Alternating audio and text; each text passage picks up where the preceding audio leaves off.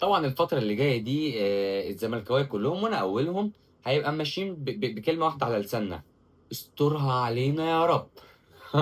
استرها علينا عشان إحنا غلابة، والله غلابة، ومش هنستحمل يعني أي عكننة تحصل في ال4 ماتشات الجايين دول، وخصوصًا الماتش بتاع يوم السبت، ماتش المصري، ماتش المصري ماتش قمة، ماتش قمة، أول وتاني، أول وتاني، المصري 11 نقطة، الزمالك 10 نقط.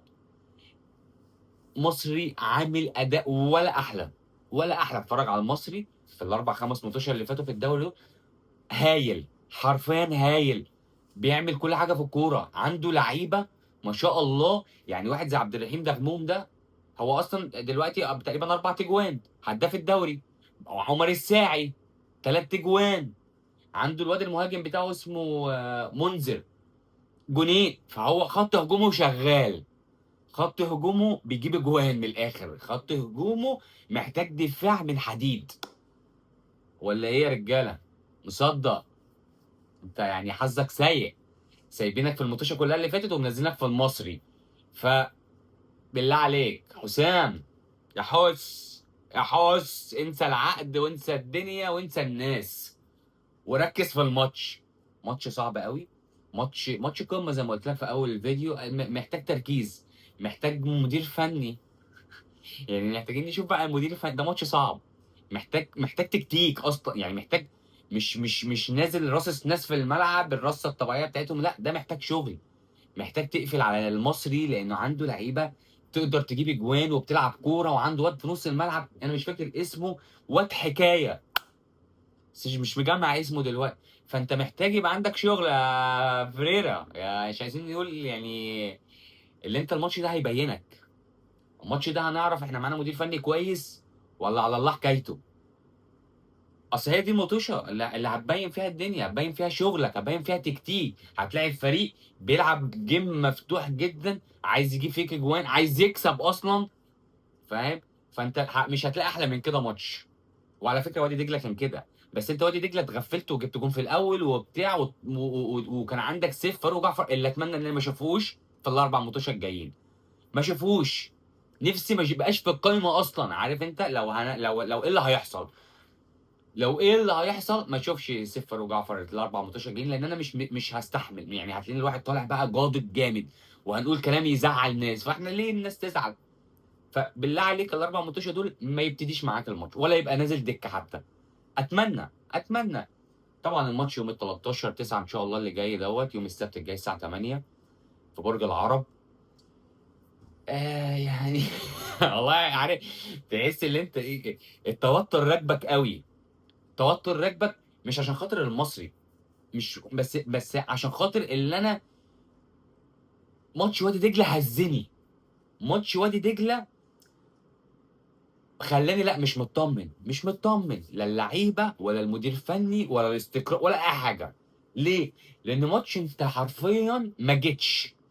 ما جيت ومع إنك جايب جون في أول الماتش، فمعنى كده إن أنا جايب جون في أول الماتش ده الطبيعي اللي يقول لك إيه، الأهلي والزمالك لمّا تنزل تجيب جون في أول ماتش بيفتح الماتش، خلاص بقى المدير الفني أو الفرقة اللي قصاده أنا خسران، هابقى على إيه، هابقى على إيه؟ فبيبتدي يلعب معاك game بقى، يفتح ملعبه ويفتح لعبه، ممكن تجيب تاني وتالت وتلاقي score بيحصل معاك، وده ما حصلش الماتش اللي فات، ده إحنا ما شُفناش الزمالك الماتش بتاع وادي دجلة ده نهائي، عارفين اللي سيف فاروق جعفر كان يعني مصيبة في نُص الملعب.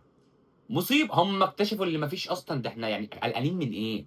قلقانين من إيه؟ إحنا خسرانين، العب، نزلوا لعبوا، لقوا اللي ما فيش نُص ملعب أصلًا، ده إحنا الدنيا سداح مداح، وعبد الله 40 سَنة، فمش هيجري الجري اللي أنت متخيّله، مش هيعرف يغطي على سيف معاه، ومدير فني عندي شايف الكلام ده كلّه ومش هانسى طلّعته الدقيقة 64 مش هانساها، مش أصل دي ما تتنسيش، فاهم؟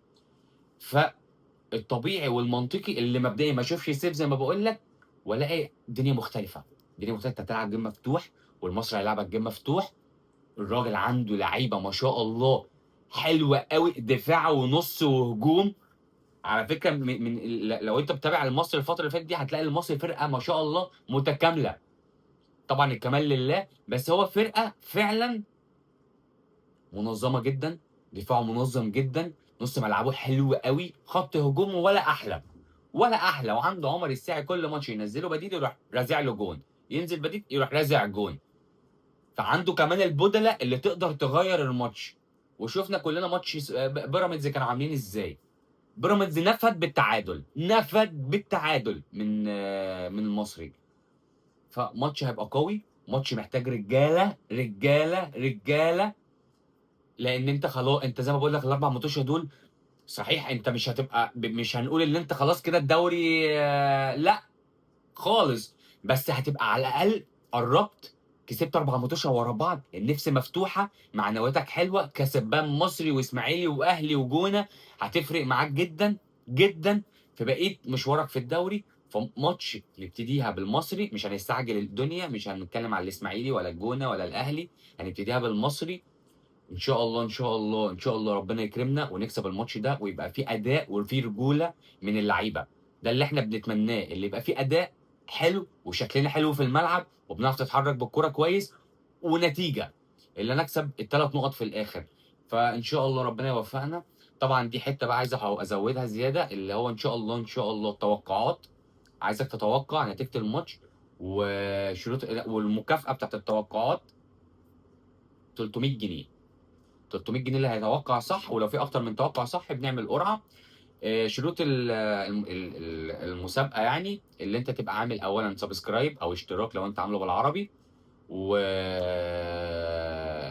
ولايك وكومنت طبعا بتاع التوقع بتاعك. لو انت بتشوف الفيديو ده على التيك توك، فنفسك تعمل لي الكلام ده على اليوتيوب. يعني اهم حاجه عندي يعني هتحط الكومنت واللايك على التيك توك، وهتحط الكومنت واللايك والفولو بتاعك على اليوتيوب.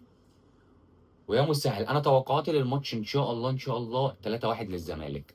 لو اول مره تشوف الساعه اعمل لي فولو او سبسكرايب، واحلى مسا عليك.